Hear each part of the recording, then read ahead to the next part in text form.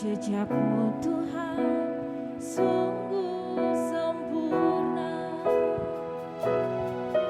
Sering ku tak mengerti jalan-jalan-Mu Tuhan, bagai di belantara yang gelap. Tanpa seribu tanya, namun tetap percaya, jejak-Mu Tuhan sungguh sempurna.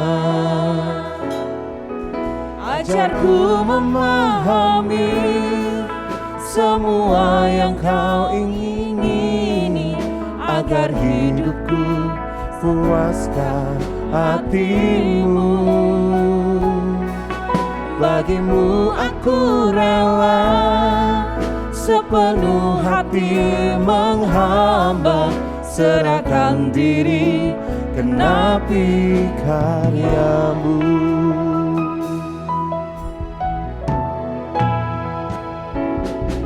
Sering ku tak mengerti jalan-jalan-Mu Tuhan, bagai di belantara yang gelap.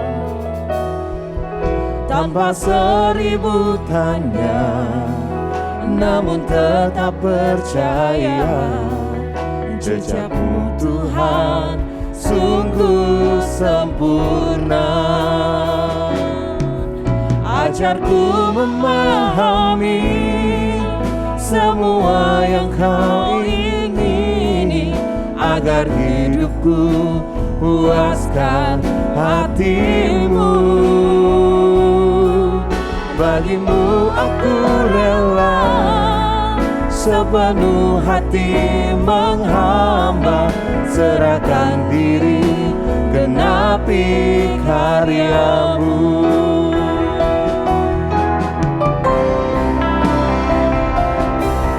Ajarku memahami semua yang Kau ingini, agar hidupku puaskan hati-Mu.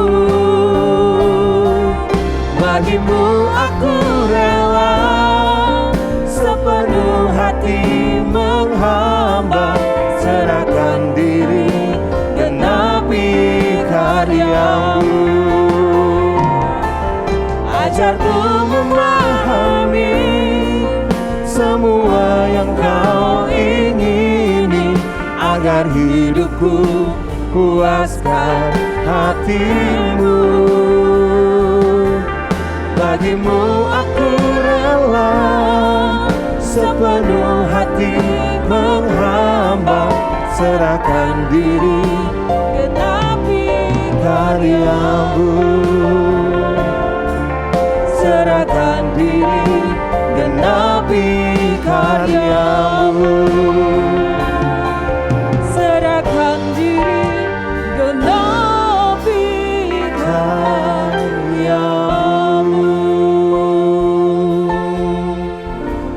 Tepuk tangan yang meriah buat Tuhan kita, haleluya. Selamat pagi Bapak Ibu Saudara yang dikasihi Tuhan, shalom. Boleh melihat tangan-tangan yang bersuka cita pagi hari ini, sebab Tuhan selalu baik dalam hidup ini, amin.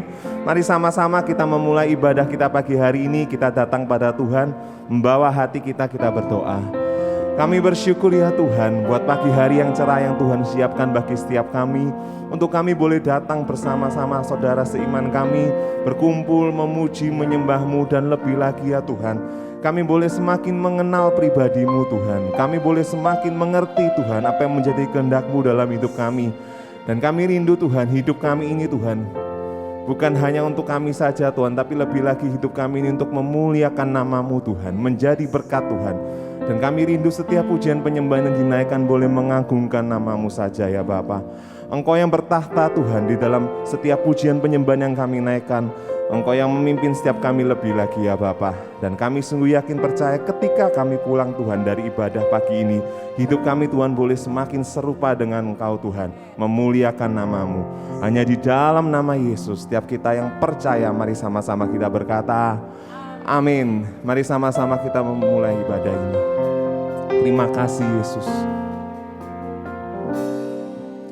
Kau telah buktikan cintamu padaku. Kau membayarku dengan hidupmu. Ku bersyukur yang ada padaku. Semuanya milikmu. Ku persembahkan seluruh hidupku di mezbamu. Katakan kau telah buktikan cintamu padaku. Kau membayarku dengan hidupmu. Ku bersyukur yang ada padaku. Semuanya milikmu.